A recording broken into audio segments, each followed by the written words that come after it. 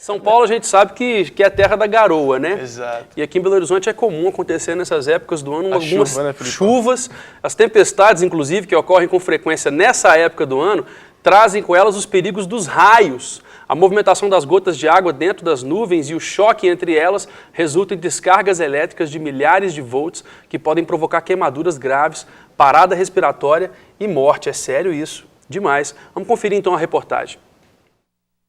As tempestades que ocorrem com frequência nesta época do ano trazem com elas o perigo dos raios.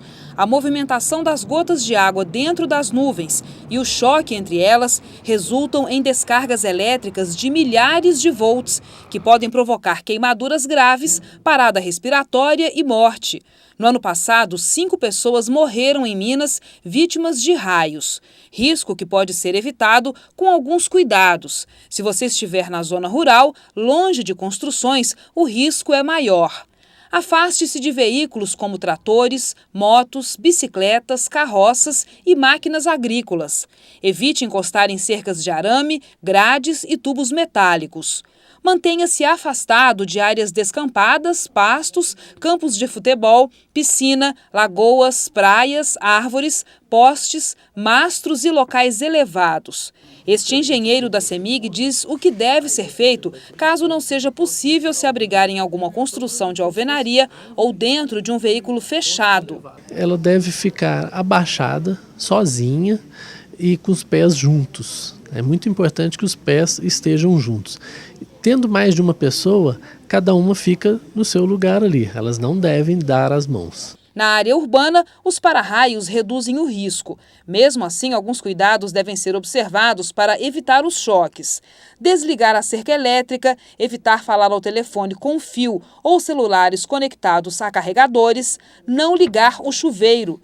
Tirar da tomada os eletrodomésticos e aparelhos eletrônicos para que eles não estraguem. Além dos raios, as chuvas trazem outros riscos de descargas elétricas. Além de desconectar os aparelhos das tomadas, tirar os plugs, as antenas também devem ser desconectadas. Por exemplo, atrás da televisão, aquele fiozinho, ele deve ser desconectado, porque a antena ela é o ponto mais alto da edificação e ela pode funcionar como um para-raio naquele instante. Então, ela vai atrair a descarga e vai conduzir para o aparelho e causar danos e até um acidente. Bom, você viu a reportagem seríssima aí. Nós estamos aqui com o nosso convidado, Major Edilan. Ele é superintendente administrativo, né, do Estado de Minas Gerais, de toda a Defesa Civil. Seja muito bem-vindo, Major. Obrigado, é um prazer ter você aqui no parabéns Instituto pelo evento. Muito obrigado. Vamos comemorar junto aqui hoje. E também vamos comemorar porque nós vamos dar informações aqui. Esse pessoal vai respeitar essas informações e certamente os riscos serão menores, né? Nós estamos aqui com o Estado de Minas. Deixa eu mostrar aqui para o Didi. Esse aqui é só para mostrar a capa do Estado de Minas, certo? Isso, você vê que é o Estado de Minas. Eu vou baixar aqui, Didi, rapidinho, ó, e vou mostrar outra capa. Pode ficar aqui em mim, ó. Olha aqui. Esse aqui, ó, essa capa aqui, ó, tá vendo? Está mostrando algumas cenas relacionadas à chuva, exatamente, né? Ó. Ao período chuvoso aqui em Belo Horizonte e em Minas Gerais de uma maneira geral. Né? Eu estava conversando com o Major até antes da gente começar, enquanto a matéria passava, e a gente sabe que a gente atenta muito para Belo Horizonte.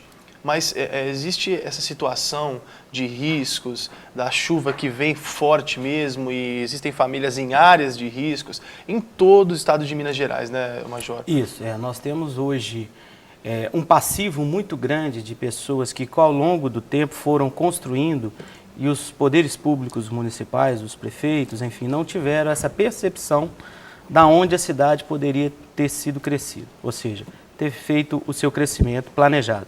Com isso, nós temos em várias cidades, e Belo Horizonte é uma cidade muito bem planejada com relação a isso. Você tem uma estrutura municipal que dá o suporte necessário, mas as outras cidades não têm. Então, hoje nós vemos diversas cidades que ela tem diversas casas que ficam muito próximo a rios e córregos.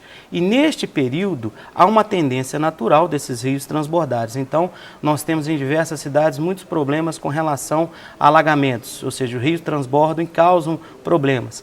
Então, a parte da Defesa Civil, o município ele precisa se preocupar no sentido de, durante o período de calmaria, tentar tirar essas pessoas e, não se conseguindo, durante o período, criar um sistema para avisar essas pessoas da chuva forte e o que elas devem fazer para sair das suas casas e não perderem as vidas. E temos um outro passivo, que são as construções em área de deslizamento. São aquelas pessoas que construíram de qualquer maneira em morros, né, em morros, e não tem uma estrutura muito bem feita, o que faz com que ela vire uma área de risco de deslizamento, e essa que preocupa muito a Defesa Civil. Quando nós comentamos ou instruímos ou conversamos com os municípios, nós deixamos bem claro para que eles possam fazer vistorias nessas áreas, porque não dá tempo muito de sair no momento de uma chuva alta. Então deve sair com antecedência. Deixa eu só enriquecer a informação que o senhor está colocando. Até aqui no estado de Minas, diz que só na capital tem 2.500 casas em áreas de risco. Ou seja, só na capital, imagina isso em todo o estado, né? Então isso deve pular aí para no mínimo... É muito, e a gente vê que a Belo Horizonte ainda tem uma prefeitura que trabalha, que verifica, que tira as famílias. E no interior a gente vê essa dificuldade, mas hoje a pasta Defesa Civil nos municípios, ela tem tido uma importância muito grande como as outras, como educação, como saúde. E os prefeitos atuais, eles têm notado que quanto mais ele conseguir investir em ações de prevenção e preparação durante a calmaria, principalmente do desastre de chuva, ele vai investir menos na resposta e, consequentemente, vai ter que ter menos trabalho político para conseguir recursos para a reconstrução. Então, hoje, as ações de defesa civil ela tem sido uma constante muito grande com os prefeitos e eles têm investido, mas é preciso também, conforme nós verificamos, uma participação da comunidade. A comunidade ela tem que cobrar uma defesa civil atuante e, principalmente, ela tem que estar com a prefeitura sabendo o seguinte: olha, eu moro em área de risco. Eu preciso ter essa noção, eu preciso ter essa percepção e que no momento em que eu sou avisado pela prefeitura que eu tenho que sair, que a chuva está forte, esse passo tem que ser dado pela população. Isso que eu ia perguntar, Major, qual que é a primeira atitude, qual que é a primeira determinação da Defesa Civil para pessoas que moram em área de risco e estão nos assistindo agora?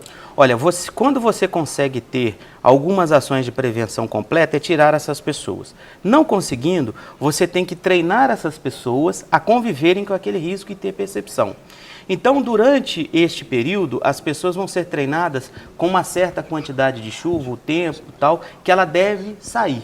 Então, a prefeitura, muitas vezes, conforme acontece em Belo Horizonte, onde existem os núcleos comunitários de defesa civil, onde as pessoas recebem mensagem por celular que vai chover forte, e essa pessoa é um líder comunitário de uma determinada região, e ela mesma ajuda as outras pessoas a saírem para o local seguro. Então, vocês já fizeram esse mapeamento em Belo Horizonte, ele já existe? Belo Horizonte já existe. O que nós estamos tentando fazer através do nosso curso é mostrar a experiência de Belo Horizonte para as outras cidades. E com isso, todas as pessoas que moram em área de risco, se não conseguir sair a tempo, ou seja, para acabar o risco completo, ela possa conviver com aquele risco, mas podendo sair, sendo avisada para um local seguro e principalmente durante essa saída, ou seja, ela indo para um abrigo, para algum local, a prefeitura vai dar o suporte necessário para essas pessoas através de um abrigo, para que ninguém tenha problema com fome, frio, sede. Então esse suporte é dado. E depois, básicas sejam exatamente. supridas, né? E depois as pessoas geralmente retornam para esses locais,